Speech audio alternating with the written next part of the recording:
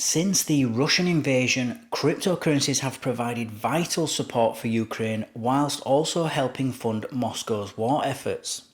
And so in this video, we're going to look at why these two countries that are at war are using crypto, what this means for crypto itself, but more importantly, what this means for you. Today's episode is sponsored by Cake Wallet, where you can send, receive, and even exchange your crypto right from within the wallet.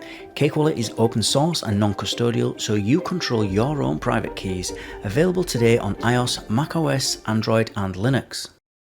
And StealthEX, a privacy-centric crypto exchange which enables you to make crypto-to-crypto exchanges anonymously. Hello everybody, and a warm welcome back to Enter Crypto with me, Chris Kenyon. Now in today's video we're going to be talking about Ukraine and of course Russia. And I found this article from SEPA, so as always guys, let's quickly read through this article, see what we can learn, and then we'll comment after. So cryptocurrencies are reeling, suffering from a bursting investment bubble to Sam Bankman-Fried's criminal fraud. They are blamed for facilitating illicit transactions. There's even a new film, Bitcoin, that tracks the rise and fall of a company that promised, dubiously in retrospect, to make crypto assets accessible via a debit card. Yet crypto continues to play a role in the Russia-Ukraine war. And after the February 2022 full-scale Russian invasion, Ukraine experienced a run on its banks, a halt in the domestic currency market, and a steep devaluation of the Ukrainian hryvnia. For immediate financial aid, Kiev turned to digital currencies such as Bitcoin, ETH, and Tether, sharing wallet addresses on social media. And it worked. By 2023, Ukraine ranked 5th on Chainalysis' Global Crypto Adoption Index. The Ukrainian government successfully secured $225 million in crypto and $190,000 worth of Ethereum-based NFTs, both through donations. Some $134 million was earmarked for humanitarian purposes and about $91 million for the military. Now, before the war, Russia and Ukraine had significant grassroots adoption of crypto. The war hastened adoption.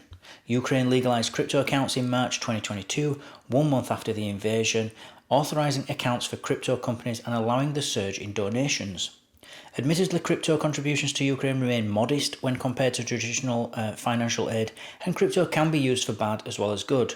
Russia leverages crypto to fund its war effort, and Russian entities have turned to crypto under the heavy pressure of international sanctions, using it for private militia group fundraising, continued ransomware attacks, and attempted sanctions evasion, says Andrew Fireman, the head of sanctions at Chainalysis.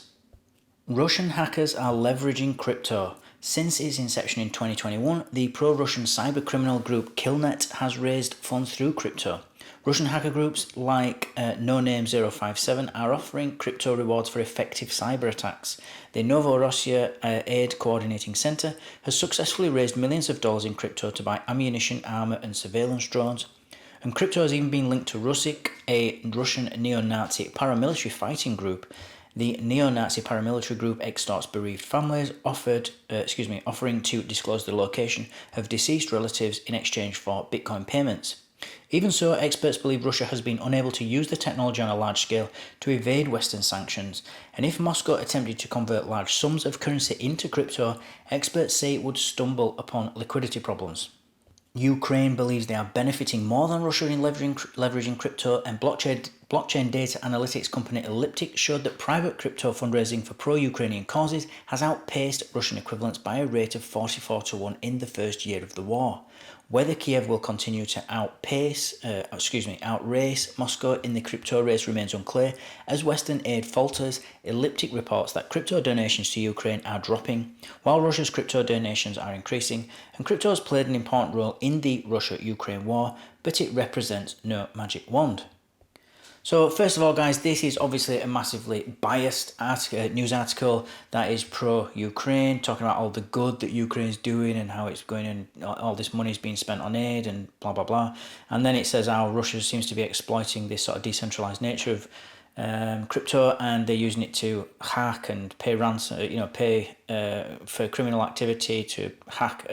It's basically Ukraine good, Russia bad. And it's actually becoming increasingly difficult, if not impossible, to actually find any news, crypto or otherwise, that's about Ukraine and Russia, that's that's just genuinely unbiased and just gives you the news. It pretty much doesn't exist. I don't know a single news channel where it does exist. I try to be completely neutral in all this. I certainly don't talk about the politics of it all as far as taking sides. But the main point of this and the main takeaway for somebody like me is that crypto is doing its job as a medium of exchange, and it's being used as money internationally. It's a neutral asset like gold. It doesn't take sides. You can just use it and it can pay for things and use it for donations and fund your military or whatever it is that you want to do with it, you can do with it, just like real money. And that's really important for Bitcoin and crypto because it adds a level of seriousness, and it's where we want to go. We want to be the next global. Well, we want Bitcoin to be the next global reserve currency. And stories like this, where you have two countries that are obviously at war and against each other, both using the same thing, both accepting donations in crypto, and not even just Bitcoin, but all different types of crypto they were using. Both countries. And with today's modern currencies, not modern, but like today's government currencies like the dollar, the pound and the euro, that can't be done because of the sanctions. Russia can't use the dollar to pay for anything or accept it because they're being sanctioned. They can't. The same with the euro, same with the pound, and the same with the ruble. The ruble's not being accepted anywhere outside of Russia, pretty much. Well, certainly not in the Western world anyway.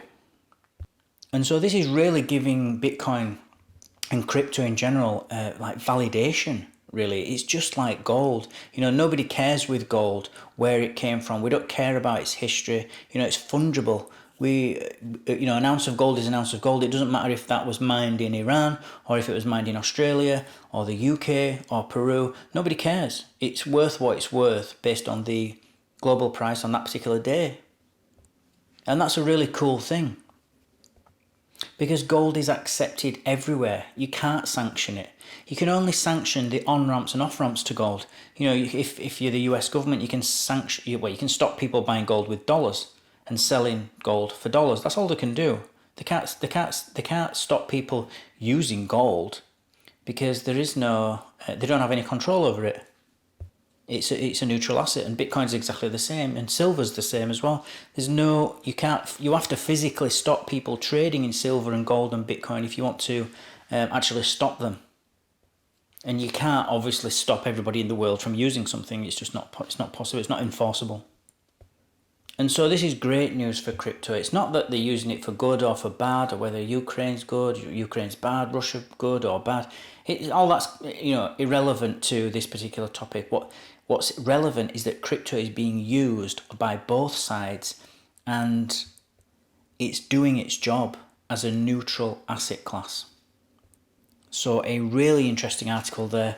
As always, guys, thank you for watching. Thank you for listening. Don't forget to like, subscribe, and click on that notifications bell if you found some value in this video. And I'll see you all tomorrow evening. Take care.